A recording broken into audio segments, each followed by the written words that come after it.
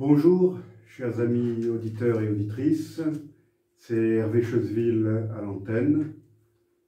Je suis heureux de vous retrouver pour notre rendez-vous hebdomadaire Panorama Info. Dans mon émission de la semaine dernière, j'expliquais comment le gouvernement français avait légitimé le coup d'État militaire du fils de feu le président autocrate du Tchad, Idriss Déby, tué quelques jours plus tôt dans des circonstances encore assez obscures. Depuis, il y a eu pire. Jeudi 22 avril, le président français Emmanuel Macron s'est lui-même rendu au Tchad. Fouler le sol d'un pays où un coup d'État venait d'avoir lieu, voilà chose peu banale. Depuis les années 90 et le discours de La Baule de François Mitterrand, on était plutôt habitué à voir les régimes putschistes être mis en quarantaine, au moins le temps de mettre sur pied des transitions plus ou moins démocratiques, avant de les fréquenter à nouveau. À propos de quarantaine, n'est-il pas un peu surprenant de voir que le président français s'abstient depuis quelques mois d'effectuer des déplacements importants, même en Europe, du fait du Covid-19, alors que là, sans préavis, il n'a pas hésité à monter dans son avion présidentiel afin de se rendre au Tchad accompagné de ministres. Dès son arrivée à N'Djamena, Emmanuel Macron s'est entretenu avec l'héritier, vêtu d'un treillis de camouflage, l'homme qui était devenu le chef autoproclamé du Conseil militaire de transition. Le lendemain, vendredi, le chef de l'État français était assis à la place d'honneur, aux côtés du fils éploré, le général d'armée Mahamat Idriss Déby, pour assister aux funérailles de feu le maréchal du Tchad, Idriss Déby. Les photos d'Emmanuel Macron en costume cravate, entouré de généraux tchadiens vêtus de treillis de camouflage saharien, ont fait le tour du monde. Je ne suis pas certain que de telles photos aient contribué à grandir l'image de la France. Je suis même persuadé qu'au Tchad, l'image de l'ancien pouvoir colonial, qui n'était déjà pas excellente, a été gravement écornée. Car la venue à N'Djamena du président français a achevé de convaincre la majorité des Tchadiens qu'il n'y avait rien de bon à attendre de la France, que le changement dans la continuité intervenu au Tchad n'était qu'une mise en scène et que le scénario avait été écrit à Paris. Ayant vécu plusieurs années au Tchad, à Abéché, loin des bureaux climatisés des expatriés qui ne quittent jamais la capitale, j'ai senti grandir la désillusion des Tchadiens à l'égard de la France. Ce sentiment, j'ai pu percevoir qu'il était particulièrement fort au sein de la jeunesse, qui n'a connu qu'un seul président, Idriss Déby, arrivé au pouvoir en 1990. Rappelons que ce chef de guerre, bras droit du dictateur précédent, Hissène Habré, avait pris le pouvoir par la force des armes, à l'instigation des services secrets français. La présence d'Emmanuel Macron à N'Djamena, aux côtés du fils du dictateur défunt, a été perçue par nombre de Tchadiens comme une légitimation, pire, comme un adoubement de ce jeune général putschiste et de l'entérinement par Paris d'une succession de type dynastique. En validant cette prise de pouvoir par le fils du défunt dictateur, les autorités françaises ont pensé choisir la moins mauvaise des options, celle de la stabilité. Dans le cadre de la montée du péril islamiste et terroriste dans la région sahélienne, la France a besoin d'un Tchad stable et sécurisé. N'oublions pas le rôle important joué depuis plusieurs années par l'armée tchadienne au sein de l'opération Barkhane, dont le quartier général se trouve à N'Djamena. Pour ma part, je crains fort que cela soit un très mauvais calcul, car le régime Déby père était loin d'être exemplaire. Corruption, détournement des ressources naturelles et enrichissement des membres de la famille présidentielle et de sa clientèle en étaient la marque de fabrique. Or, ce pouvoir qui s'est maintenu par la force 3 décennies durant et qui était issu d'une petite minorité de la population reposait sur un seul homme. Cet homme est mort. Le système Déby ne pourra pas survivre à la disparition de son initiateur. Le fils n'a pas l'envergure du père. Il a déjà assez de mal à s'imposer au sein de sa propre famille. Depuis le passage d'Emmanuel Macron au Tchad, les événements semblent malheureusement me donner raison. L'opposition rejette cette succession dynastique et la rue se soulève. Mardi 27 avril, de violentes manifestations interdites par la junte ont secoué les principales villes du pays, en particulier N'Djamena et Moundou, la grande ville du sud. Au moins 9 morts sont à déplorer. Il y a également eu de nombreux blessés, ainsi que des arrestations, y compris celles de journalistes, qui ne faisaient pourtant que leur travail.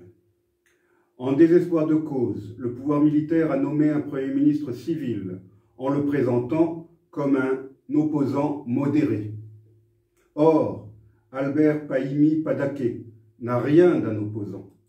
C'est un homme du système Déby, qu'il a longtemps servi docilement, pour ne pas dire servilement, en occupant déjà les fonctions de Premier ministre. Pour la dernière élection présidentielle, il avait joué le rôle de candidat d'opposition face au président sortant afin de légitimer la mascarade électorale qui était boycottée par les dirigeants de l'opposition véritable.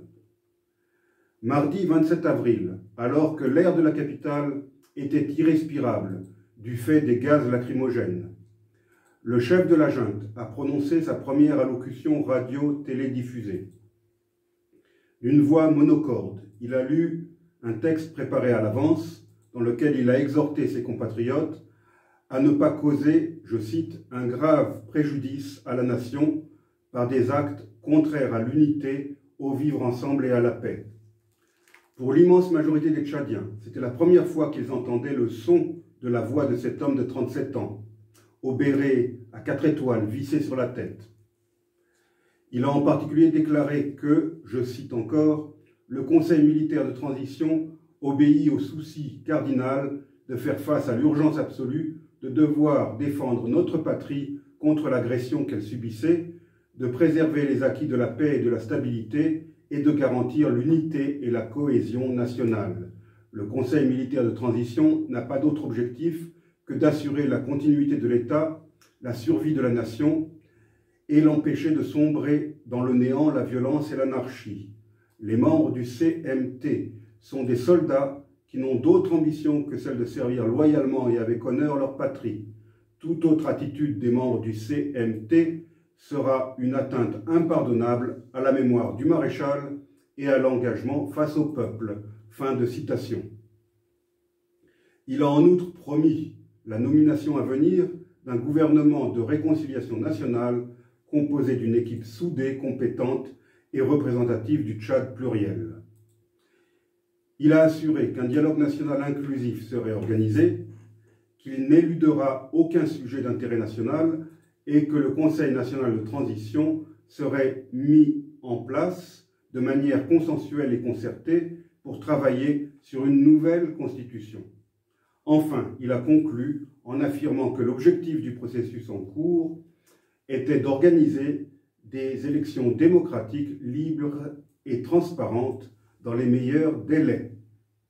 À Paris, il semblerait que l'on ait enfin réalisé l'effet détestable donné par l'image d'un président aux côtés d'un général putschiste. Mardi 27 avril, Emmanuel Macron a reçu le président de la République démocratique du Congo à l'Élysée, M. Tshisekedi. Les deux chefs d'État, dans un communiqué commun, ont fermement condamné la répression des manifestations et appelé le Conseil militaire de transition à respecter ses engagements, notamment celui d'une transition pacifique et inclusive. Malheureusement, je suis persuadé que le mal est déjà fait et qu'il sera bien difficile de redorer le blason de la France, non seulement au Tchad, mais aussi dans le reste de l'Afrique, en particulier dans les pays francophones. Les jours et les semaines qui viennent nous diront si ma vision des choses est par trop pessimiste, ce que j'espère de tout cœur. J'aimerais maintenant changer de pays et parler d'un événement qui m'a touché, qui s'est produit il y a quelques jours à Rumbek, une petite ville du Soudan du Sud où j'ai passé toute l'année 2000, alors que le pays, le Soudan du Sud, était encore engagé dans cette longue guerre de libération nationale qui a abouti à l'indépendance de ce pays en 2011. Rumbek, à l'époque où j'y vivais, était une ville en ruine, contrôlée par la SPLA, l'armée de libération nationale, qui est aujourd'hui au pouvoir à Djouba.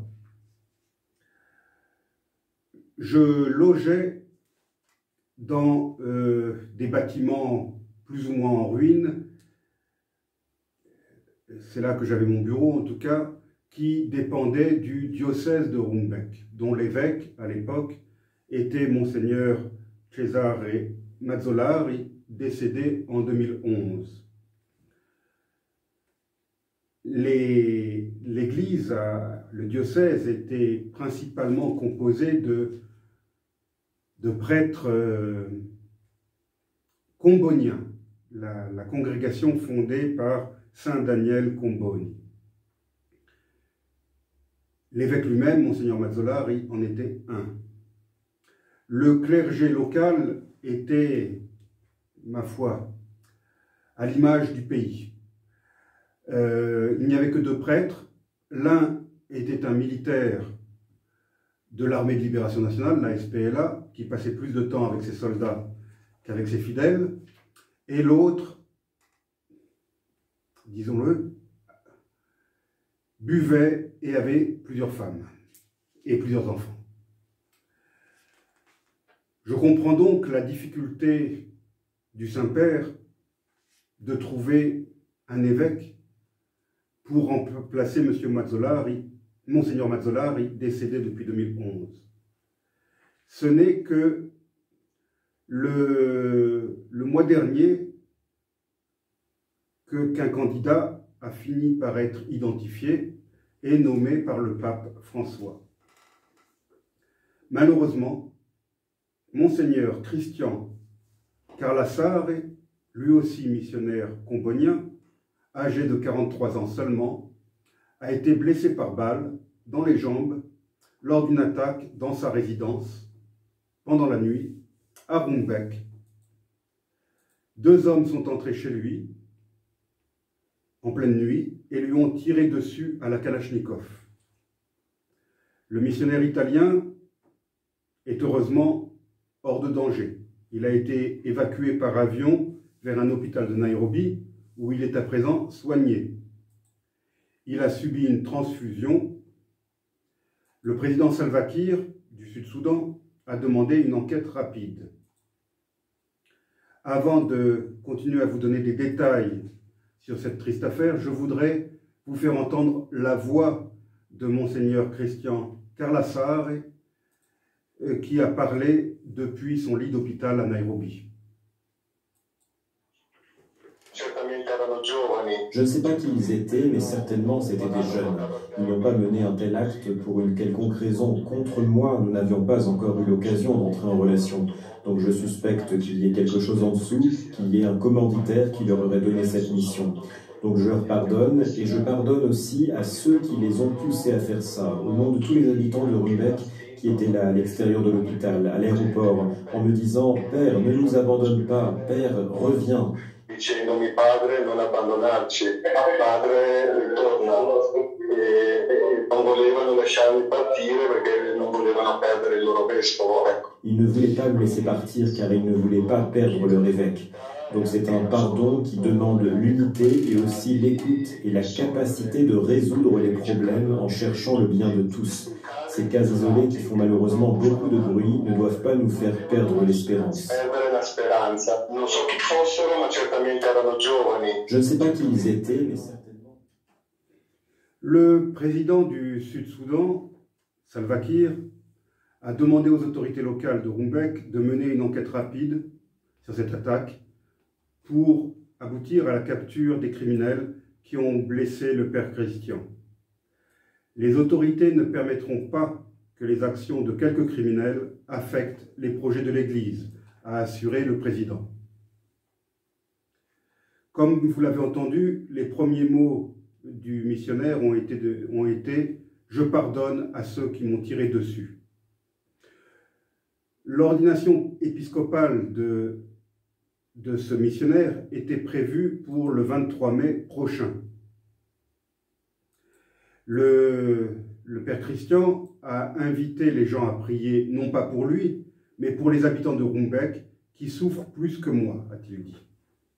Monseigneur Carlassare, 43 ans seulement, deviendra le plus jeune évêque italien au monde. Il succédera à un autre missionnaire combonien, comme je l'ai dit plus tôt, Monseigneur Mazzolari, que j'ai bien connu, décédé en 2011, quelques jours avant la déclaration d'indépendance du Soudan du Sud. Depuis 10 ans, donc, le diocèse de Rumbek était resté un siège vacant. Les raisons possibles de l'attaque sont encore inconnues. Les investigations ne vont pas dans le sens d'un cambriolage qui aurait mal tourné, puisqu'il n'y a pas eu de vol. Les premiers à venir en aide aux prêtres ont été des agents de santé de l'organisation non gouvernementale italienne Médecins pour l'Afrique, QAM, qui habite tout près de la résidence diocésaine, ce qui leur a permis d'intervenir rapidement et d'éviter le pire. La région de Rumbek est déchirée depuis longtemps, même à l'époque où j'y vivais, par des conflits, je ne dirais pas tribaux, puisqu'il n'y a qu'une seule ethnie, ce sont les Dinka, mais par des conflits claniques durant lesquels des guerriers font des raids pour voler des vaches parmi les troupeaux des clans rivaux. Ce sont ces raids qui autrefois se menaient à la lance et qui, de nos jours, se font à la Kalachnikov, qui ensanglantent le diocèse de Rumbek depuis des années. Selon l'agence italienne ACI, 12 personnes ont déjà été arrêtées, parmi lesquelles 3 religieux, dont l'un aurait des responsabilités dans le diocèse de Rumbek. La nouvelle n'a pas encore reçu de confirmation officielle.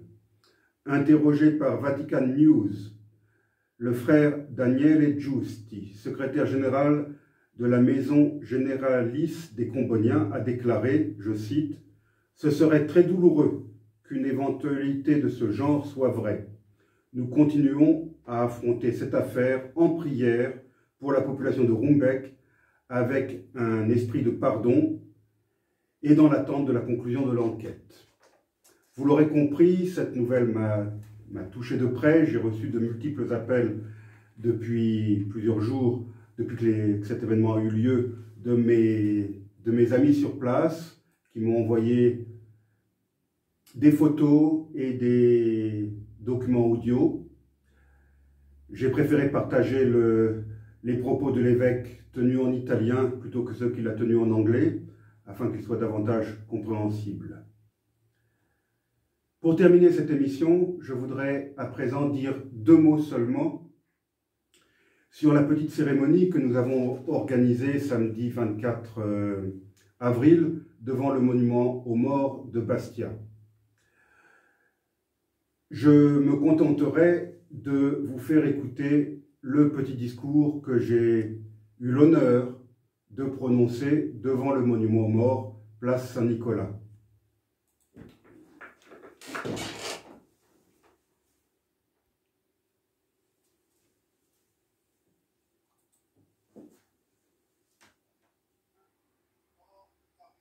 Grande première en Corse, ça n'avait jamais été fait jusqu'à présent.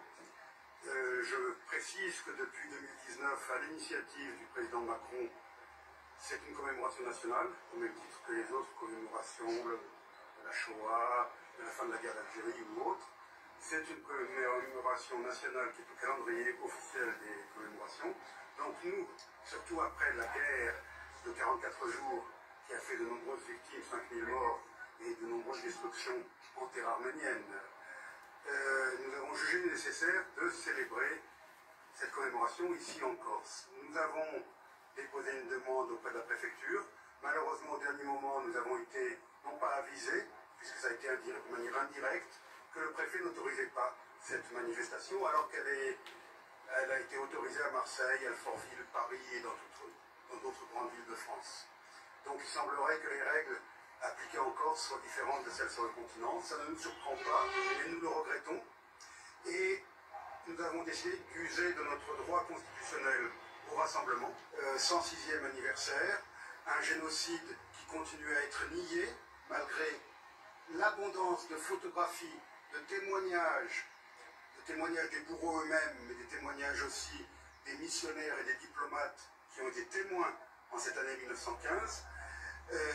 Malgré tout, la Turquie d'hier, la Turquie d'aujourd'hui, encore plus la Turquie d'aujourd'hui d'Erdogan, continue à nier. Et ils font même pire, puisqu'ils ont instrumentalisé l'Azerbaïdjan pour attaquer l'Artsakh et pour continuer ce travail, parce que l'Artsakh, au Karabakh, l'Arménie, c'est le petit maillon qui gêne le rêve pan-turquiste de M. Erdogan, qui voudrait devenir le nouveau sultan du monde turc, qui s'étendrait largement sur l'Asie centrale et sur la mer Égée. Je pense en particulier à Chypre. Donc voilà l'esprit de cette commémoration. Ce n'est pas une commémoration polémique ou politique. On fait simplement dans le recueillement, dans le mémoriel, et nous voulons marquer le coup ici en Corse. Ce génocide devait être effectué le 16 et le 17 au lieu du 24, parce qu'il y avait l'ambassadrice d'Arménie de Paris qui allait venir pour l'inauguration. Elle devait venir à Bastia et à Ajaccio. Mais c'est reporté au mois de mai, en principe, si le Covid s'arrange, elle va venir officiellement, et ce sera la première fois que l'ambassadrice d'Arménie vient en Corse. C'est même fier pour la Corse, parce que ça ne s'est jamais fait comme un génocide. C'est la première fois, c'est une première mondiale pour la Corse, pour commémorer ce génocide aujourd'hui.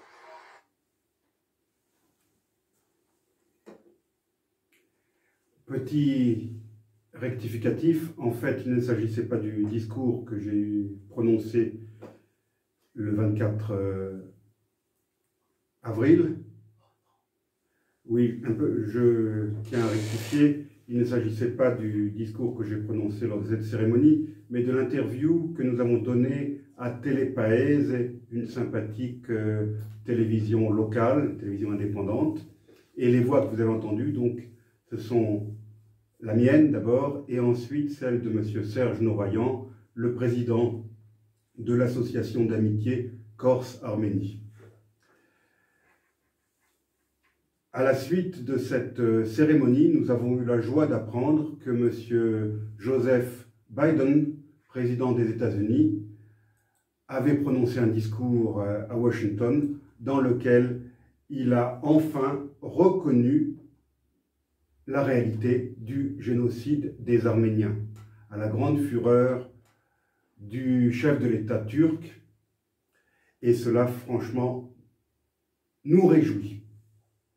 Merci, chers amis auditeurs et auditrices. Je vous laisse sur ces mots en vous souhaitant une bonne semaine et je vous dis à la semaine prochaine.